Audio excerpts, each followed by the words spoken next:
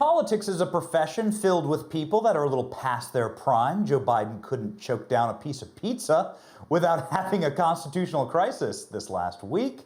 Politics is meant to serve and create a great America for a younger generation, but we seldom ever ask the younger generation what their opinions are on what's going on in the world. So we're going to try on this show to bring a younger person's perspective to the issues facing the country every episode. All right, let's go. Joining us now, George Washington University student and activist Danny De Urbina. Hey, Danny, what's up, dude? Hey, Benny, how's it going? Is that what people say? That's pretty much what we say, yeah. Okay. Is this my hello, fellow kid moment? How do you do, fellow kids? Let's not go there. Benny will give you some more grace with that.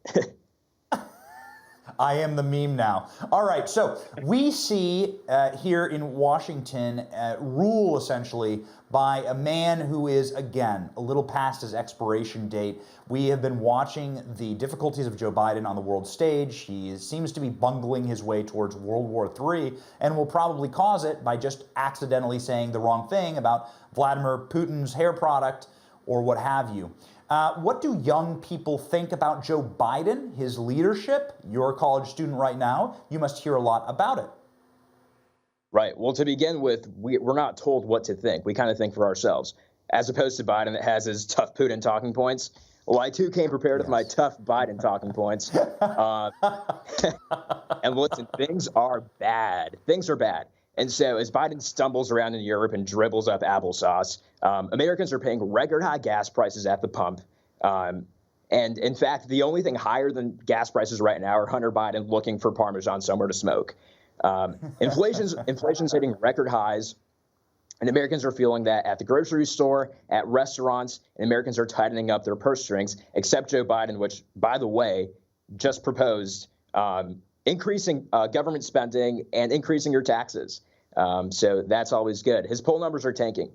Young people are having enough of it. You walk around campus and people are saying, you know what, this is not what we voted for. And the polls are showing that. In fact, 70% of Americans have low confidence in Biden dealing with the Ukraine disaster. And he's reached a record low 40% approval rating. And that's according to NBC. So that's no friends of conservatives right there. So, yeah, Biden is tanking fast. And, you know, listen, we saw earlier this week a reporter asked Biden about his gaffes, which, by the way, we should start calling national security threats because they're not gaffes. It's not as innocent as it seems. He had the gall to say, oh, just never happened. He just forgot.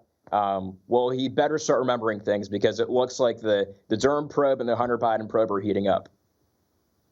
Something that he's probably going to remember is the sting of his left flank, AOC, saying that young people will not be voting for Joe Biden or Democrats anytime soon if they don't fulfill a laundry list of extreme radical left wish lists. What do you think about this? Do you think of the AOC wing probably well represented at George Washington University in the heart of Washington, D.C.? Do you think that the AOC wing is just going to stay home? Yeah, they're not energized. Listen, I think probably 90% of this campus are just, they would vote for AOC if they could. They're not feeling it. They're not seeing their values represented. And it seems like Biden is just being told what to say by the radical wing of his party, but then he just sort of goes all over the place and doesn't fulfill any of his promises. So yeah, people are not feeling it, and young people have really had enough of it. So what is the appeal for a young person to vote for a conservative? Because on the other side, you look at Mitch McConnell, right? Not incredibly inspirational.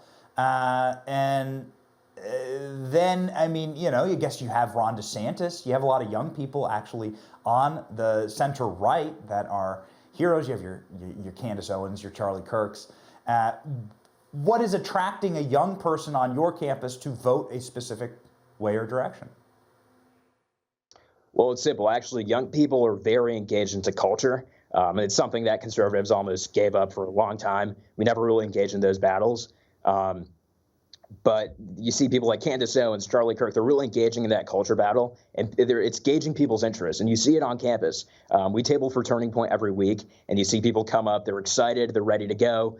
And yeah, we get some hate being at GW, but people are very interested about those issues. They want to see lower taxes. They want to see people like Ron DeSantis who aren't afraid to stand up to these woke corporations and say, you know what, we're going to rule the way we see fit. We're not going to listen to you coastal elites in California who want to tell us how to live.